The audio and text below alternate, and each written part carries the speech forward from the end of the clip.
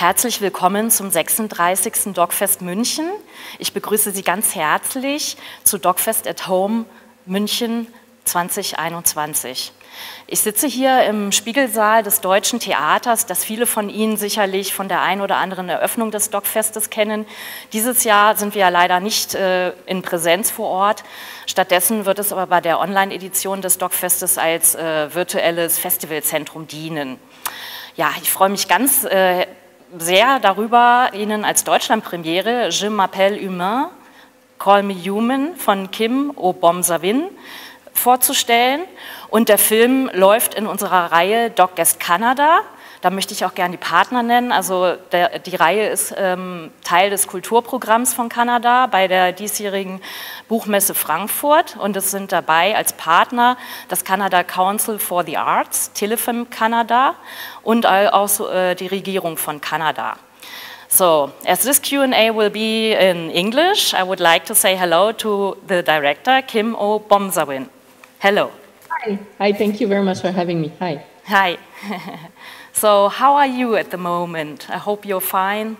It's really, we are a little bit sad that you can't be in Munich. As you said, it would have been the first time for you, so.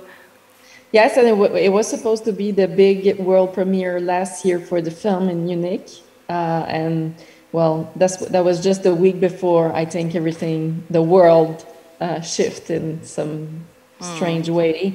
But I'm super happy to be here, even if it's virtually. So thanks for having me. And we're doing fine. It's snowing right now in Montreal, which is very, really odd.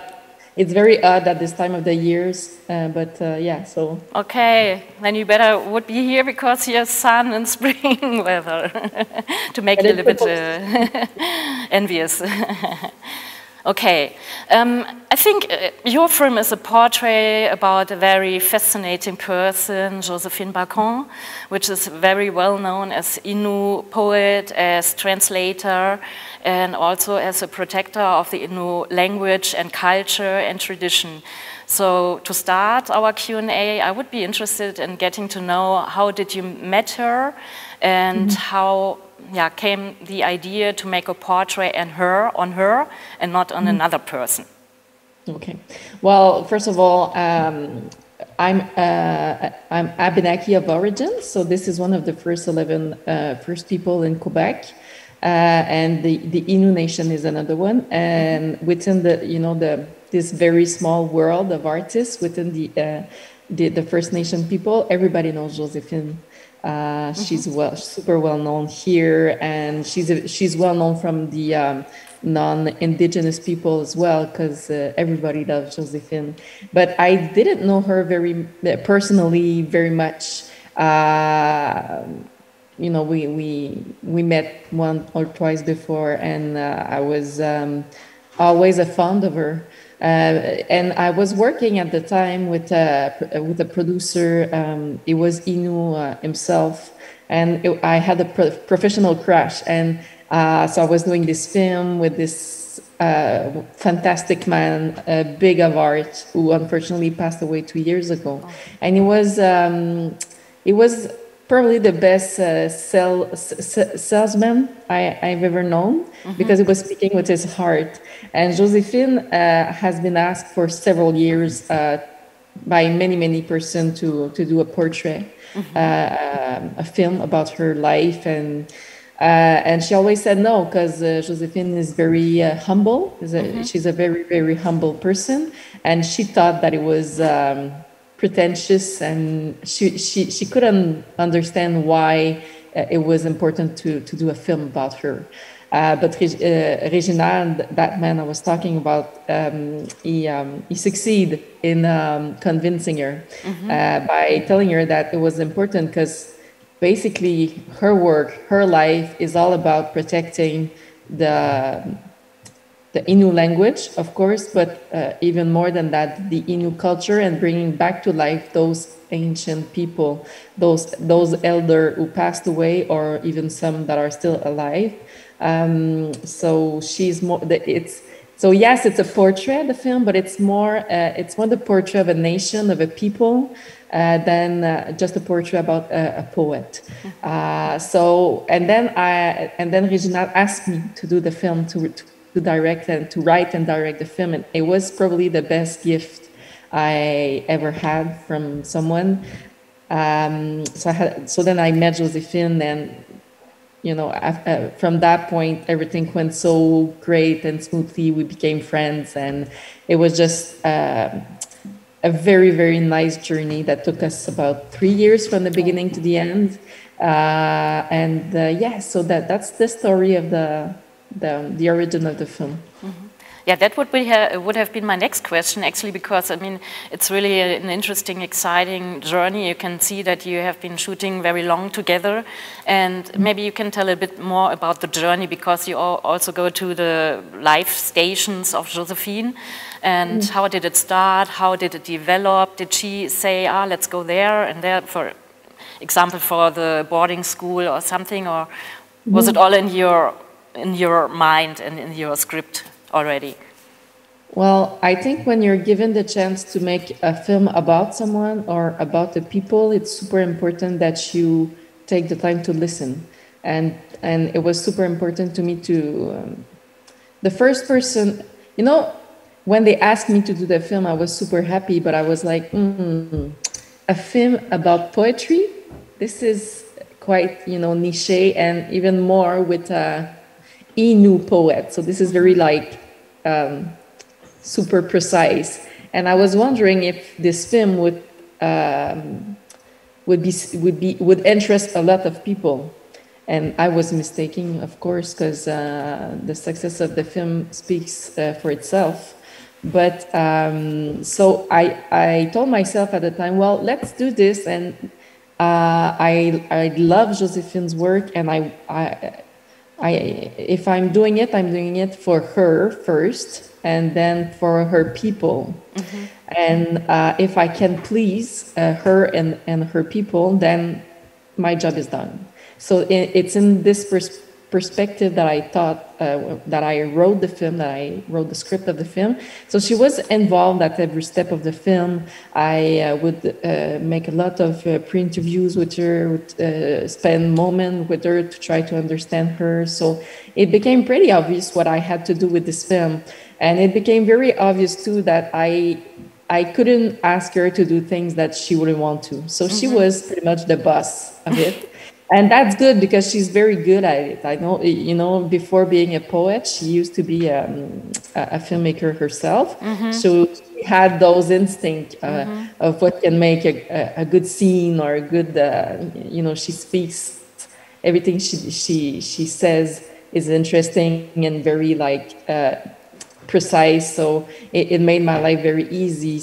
So it became very obvious that we needed to go back at the time when she first arrived in Montreal, because she says that she's a Montrealer, because she spent pretty much all her life living here, about 60 years, but she's also a nomad person.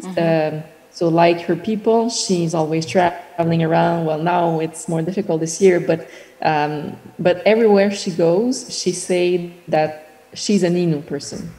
But she has a special and strong link with Montreal, so it was important to visit those very first place she, when she arrived in Montreal, like the gas station and this cafe where she met so many important persons, her first apartment where she met with an indigenous friends, and this the beaver, the story with the beaver. So these were all very important stories in order to understand her poetry. It's important to understand where she came from, and this was all very good material for me to use. And then it was obvious that we would have to go on the land, because the plan was to put in image her poetry, so her work. So we went to the places with, if you get to read her poetry, you will see, you'll have those images that will come to your mind watching the film. So that means that you did this journey more or less in the same chronological order than her life, more or less? No, not that in her life. I wanted to say, I think in the film it's starting more or less, of course it's starting in the nature, but then it tells all the story about Montreal and the city, the big city, and then it moves towards the nature for me. So was that also the chronological order during shooting, or was it more in the editing room? Well, yes, both. I mean, when we first shoot all the sequences in Montreal, and then we had to take a pause because of health issues that Joséphine had. So we break for many months, and then we did this other stretch divided in two. So first there's we call it here the North Shore. This is where all the Innu villages are now. So it's about maybe from 800 kilometers north of Montreal, along the coast. And so we did this first part in the wood or in the bush, I'd say, and then on the territory, on the land, sorry, and then in the Nutschmidt, as she would say, so the inland, and then we went way further in the tundra, so where we had to take the plane, a small bush plane, to get there, which is a very ancient site, and this is probably the most important site for the Innu people and other First people, as well as the Naskapi or Inuit. So it was a very strategic point, because all the caribous would cross at this very particular place.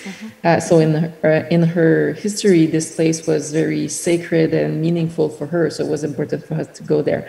But when we edit the film, I tried to make it as this as I could linear. I tried to make back and forth between the Montreal sequences and the one on the land. Yes, so I don't know if it answers the question correctly. Yeah, I think so. Okay. And are these places that you have ever been before? Or on the other question is, for example, I guess you have been in Montreal before, but did she give you another view on these places as well? For many reasons, the Innu nation the Innu people is a people that I know a lot. I have many Innu friends, even more than I have Abenaki friends. Abenaki is my nation, is my people, and it's strange, but it's. I've been working with them for a long time now, and I love going back. I go back every years in this region of Quebec, which is the best one, I think. But so I had the chance to go back there with her, and it gave me so many more. It was so meaningful to be there with her. And yes, of course, now I see those places from a different angle, because she's obviously an elder herself, and she knows all those history about everybody. She knows everybody. So it was very fun to hear all these stories. And then while going to the tundra with her, this was a first for me and for all my crew. It's a chance to go there. It's so far away, and it's it's very costly. It's not everybody that can afford to go there. So it was a unique chance. And when we came out from the plane and stepped foot on the land there, we felt right away how precious this piece of land was. So it was an awesome experience that I wish everyone could enjoy. And you also lived or stayed for, I don't know, for a few days or weeks, I don't know, in a tent. So I guess you haven't been too many persons of the crew. I mean, how many persons were you and your directors of photography, I guess, and the sound guy or something like that? Yeah, we were only 3 persons. So myself, my DOP, director of photography, and sound women. So yes, it was a hard job, because Like there was only one generator for because there was a freezer, because the main idea of going there is to fish and hunt and take back meat and fish to the others, to the other villages and to the elder that can go there, that can afford to go there. So there was a freezer, and it was super important to keep the freezer running. So, and there was only one generator, so it was an issue for us. Only for the freezer. Yes, and we had to recharge the batteries, do the data wrangling, and all these important things. And this place, well, nothing was heated, but the tents were heated. But in the place where the freezer and the generator was, it was not heated, and we only had the right to unplug the freezer at night because it would be freezing outside. So and then we would plug our computers and batteries the whole night. So my DOP had to stay awake pretty much all night, and it was so cold that the computer would take like 3 times the time to make the transfers. So it was a hard shoot, but probably the best one. And I'm pretty sure, even though Hugo had a hard time, he would say the same thing, that he would do it again without even thinking about it. You also said that you have more Innu friends than actually from the Abenaki nation. So to what extent did you, or what did you know about the Innu culture, about the stories, and also about the masters she is always referring to? And also, how much of the language did you already understand? Or maybe, I don't know, if you learned some new words in Innu as well? No, I don't speak Innu. I think by the end of the film, when they would speak together, I could catch up a bit. But it's these ancient languages are so far away from every other languages that we know. It has nothing to do with French, English, or whatever. The structure of those languages are so different, and they're so hard to learn. I've been trying to learn my own language, and unfortunately, Abenaki is now is not spoken by anyone now. So it's only language that we can learn, but nobody speaks it. So it's even harder to learn it. But the Innu language is very much alive. But the Innu, and it's totally different. I mean, it's not in any way similar. The language, Abenaki language and Innu language. The structure, the way we form the sentences, and so it's similar, but we could not understand each other. It's not like a dialect. It's very two different languages. And now the youth is still speaking Innu, but in a very different way than the ancient, because they don't, these are languages that are full of images. There is a word for every object, and every tree or flower or plant or animal. So, and if you don't do the gesture like the ancient or the elders were doing, like for example, she was giving this thing, this example in the film, to go gather water, from the river. This is something that we don't do anymore. We just turn on the faucet. So this word was about to be forgotten. So she said, I need to write poetry about all those words that we're about to lose. So on my so about me, no, I don't speak Innu, but I had friends, but not friends from that generation. So she gave me access to a generation that I didn't know much about, and those very ancient stories that she still possesses, and on top of everything, a vision of the world that is very, very, very important, and is that we share as for example, Abenaki people or the other 11 people in Quebec. We share pretty much the same vision of the origin of the world, and our link with the territory and the animal, and so those are things that we share. So I think by doing this film, even though it wasn't about my people, it brought me closer to who I am as an Indigenous woman. So you also said that you have become friends with her. And I think this is something that you also see when you watch the film. And you're also present in the film in some of the scenes, or more towards the end of the film. So can you say something about the relation? I'm not present. In which way? I thought that at the end, but in the radio station? You're not the person in the radio station, for example, or that is sitting? I thought, okay, then what was my mistake? I kept only 2 questions that you can hear in the voiceover. Okay. Because you know, it was those were funny answers, and without my question we couldn't get the whole sense. But I don't like to put myself in the films I do. No, maybe you're talking about Marie-Andrée-Guin, which is another the woman with the glasses. I was thinking. Yes. Okay. No, sorry. No. Okay. That was a mistake. We're about the same age, and yeah.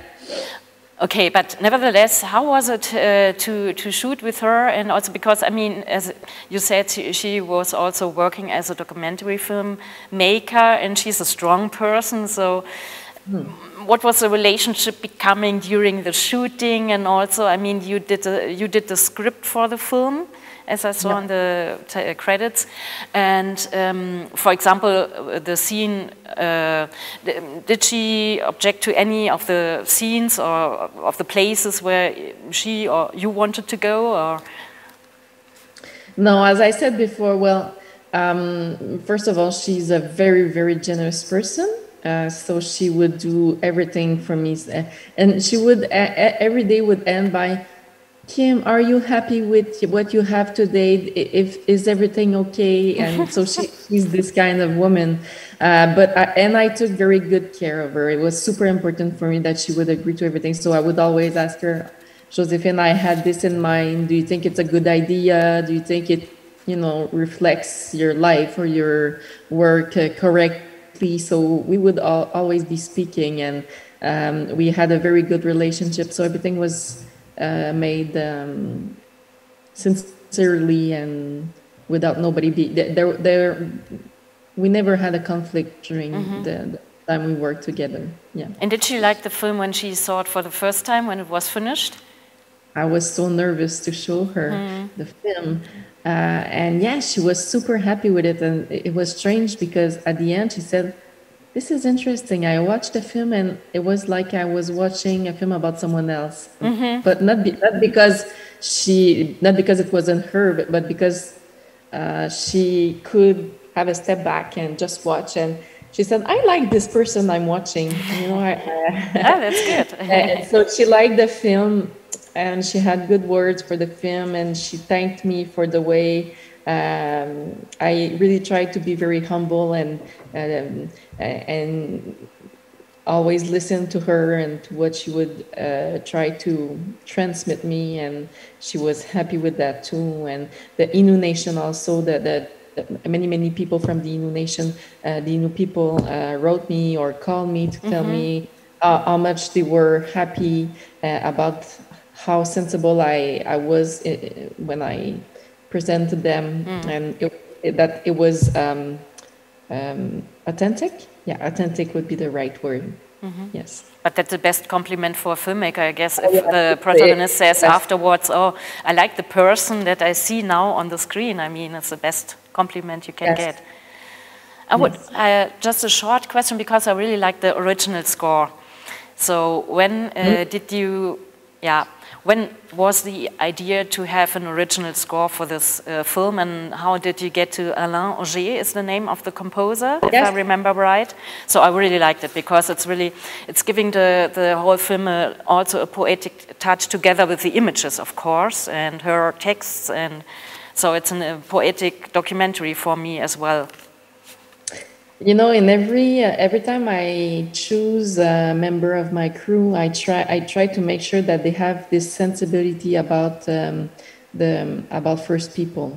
You know, because for so long here in Canada, we've been like separated, and there are still a lot of racism, a lot of misconception, and I try to find people that have a strong will to work with First Nation, and well, and if I knew a musician that could make an original score and that would be indigenous, I would have tried to work with that person. But we still don't have those kind of talent. But we have a lot of musicians, but it's different being being a musician than being someone capable of making a score for a film.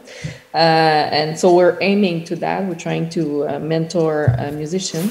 But Alain has this, he adopted an Innu child. She's now a teenager, so he knows a lot about the North, and it was my third collaboration with him. So I knew I could trust him with this film, and right away we knew that this would be, you know, she's so young of heart, Joséphine, and she's so like she's not she's never mad. She's always happy, and so we knew that the film the score would have to reflect this energy, and I think he did a really, really good job at it. Yeah, yeah, me too. It's really like hypnotic. I think you and get we into wanted the to film have a northern feel, like from, you know, there's this sonority from the north that. But not only the North here, but like from Scandinavia, or those were our inspiration.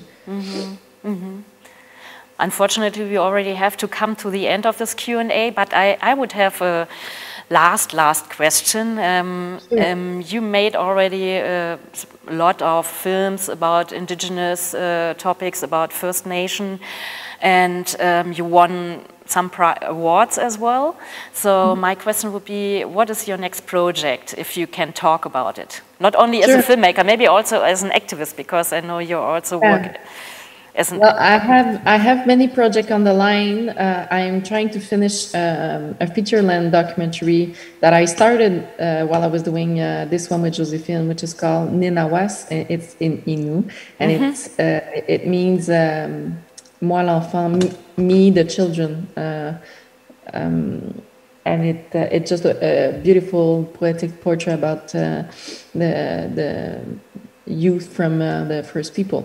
But and because of COVID, I had to stop production, and now I'm working on a super big project that you will hear of, I think, in Germany.